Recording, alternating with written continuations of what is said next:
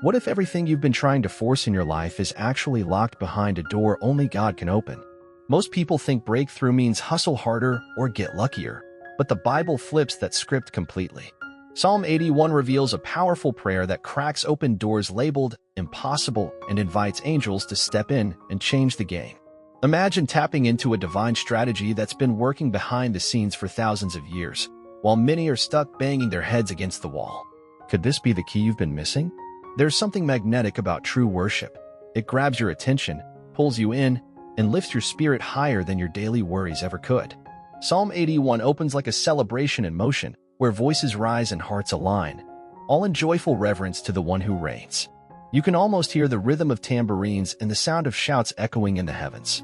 When people truly praise, angels listen, and the Bible reminds us that God inhabits the praises of his people. Now, this isn't just about singing a few songs on Sunday. It's a lifestyle, a choice to stop everything and lift your heart, even when life feels heavy.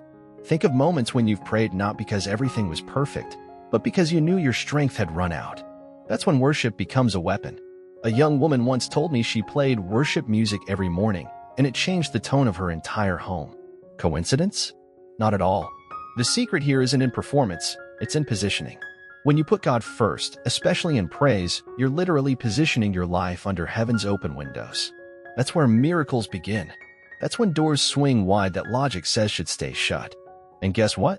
We're just getting started. Because behind this song of praise lies a reminder of something far deeper, far older, and far more personal. There's a reason the Bible keeps reminding us about the Exodus. It's not just history, it's strategy. Psalm 81 pulls back the curtain on that moment when God reached into Egypt and yanked his people out of slavery with power and precision. He didn't just rescue them, he made a statement. And that same deliverance still echoes today in every believer's life who dares to pray with boldness. Think about it. How many times have you found yourself stuck in a situation that felt like a personal Egypt? Maybe it wasn't chains and whips, but fear, anxiety, or an overwhelming sense that nothing would ever change.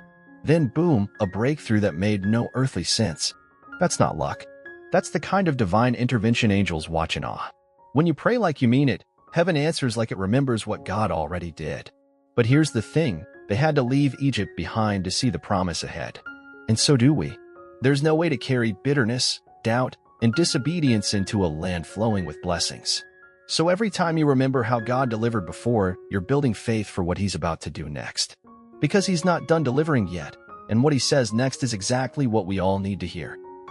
God doesn't whisper when it comes to obedience, he speaks loud and clear. Psalm 81 paints a picture of a loving father practically begging his children, just listen to me. Walk with me. Let me bless you.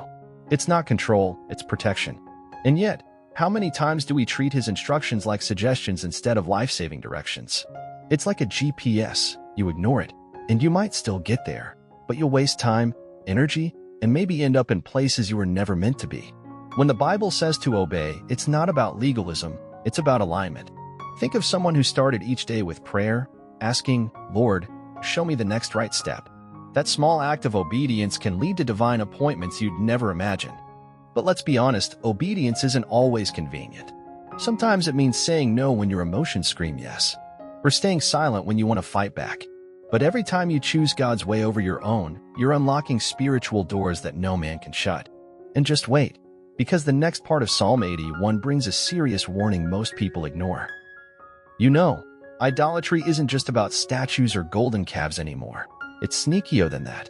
Psalm 81 throws the spotlight on our modern obsessions, the things we run to first when life falls apart. And if we're being real, sometimes that's not God. It's our own strength, success, approval, or whatever promises quick relief without the cost of surrender. When the Bible warns us not to serve foreign gods, it's talking about anything we elevate above God's voice. Think about how easy it is to scroll for hours looking for peace, instead of pausing to pray. Angels don't respond to distraction, they respond to devotion.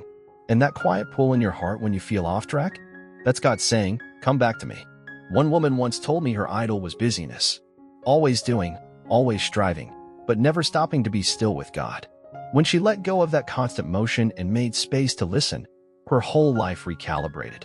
That's the shift Psalm 81 is calling for. And here's the kicker, when we dethrone idols, God starts pouring out provision like never before. Honey from the rock, now that's not just poetic, that's supernatural provision. Psalm 81 uses this vivid image to show how God can bring sweetness out of the hardest, driest places. But there's a condition: obedience.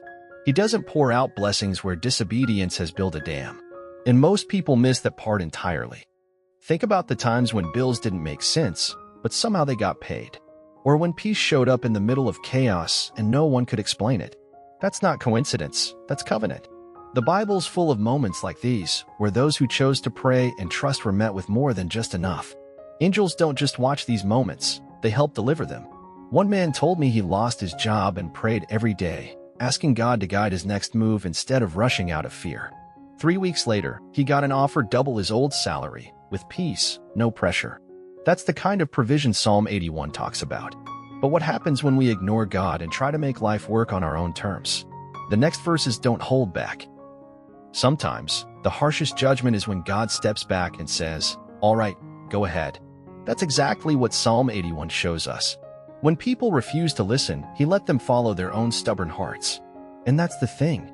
When we stop praying, stop seeking, stop listening, we don't just lose direction. We lose protection. It's like handing the steering wheel to a blindfolded driver and expecting a safe trip. Without the guidance of the Bible, and without prayer anchoring our choices, it's easy to land in situations we swore we'd never repeat. Angels are assigned to help us, yes, but they won't override free will. If you choose rebellion, they step aside, just like God does. A woman once shared how years of ignoring God's nudges led her to complete burnout. She was successful on paper, but empty inside. It wasn't until she humbled herself and returned to prayer that she felt joy again. Psalm 81 makes this clear. The fallout from disobedience is real. But here's the beauty: God never stops wanting to lead you back. One of the most overlooked truths in Psalm 81 is how much God longs to be close to his people. We often think he's distant or silent, but really, he's just waiting for us to listen. His voice isn't loud like the world's distractions. It's soft, steady, and full of promise, if we just make room to hear it. Think of it this way. When someone truly loves you, they don't force connection, they invite it. God does the same. Through the Bible, through moments of quiet, through prayer. He keeps whispering, "Come walk with me." And when we respond, that's when angels begin to move with full force on our behalf. A man once told me he started setting aside 10 minutes a day just to sit in silence before God. No talking, no requests, just presence. Within weeks, he noticed more peace, more clarity, more divine appointments than ever before. That's what communion does. It shifts the atmosphere. And from that place, doors start opening that no one can explain. Psalm 81 isn't just ancient poetry. It's a powerful prayer weapon for today's battles. When believers turn to it in moments of struggle, they tap into the same divine power that freed Israel. Praying with faith opens doors that seem locked tight, and angels move in ways that defy logic. It's not magic, it's spiritual strategy. Take a moment to reflect on your own life. Are there impossible situations you've been wrestling with? By incorporating Psalm 81 into your daily prayers, you invite God's guidance, provision, and protection. It's like having a direct line to the heavens, where angels stand ready to assist when you pray earnestly and obey faithfully. And here's the beautiful part. Obedience and trust aren't burdensome, but liberating. The Bible, prayer, and angels combine to form a divine alliance working tirelessly for your breakthrough. When you lean into that, you're not just surviving, you're thriving. But this is just the beginning of a journey that can transform everything. Now that you've uncovered the powerful truths in Psalm 81, the real question is, how will you put them into practice? What idols might you need to let go of to hear God's voice clearer? How will you cultivate daily moments of prayer that invite angels to work on your behalf? Remember, transformation starts when you take that first intentional step. Imagine the doors that could swing wide open once you do.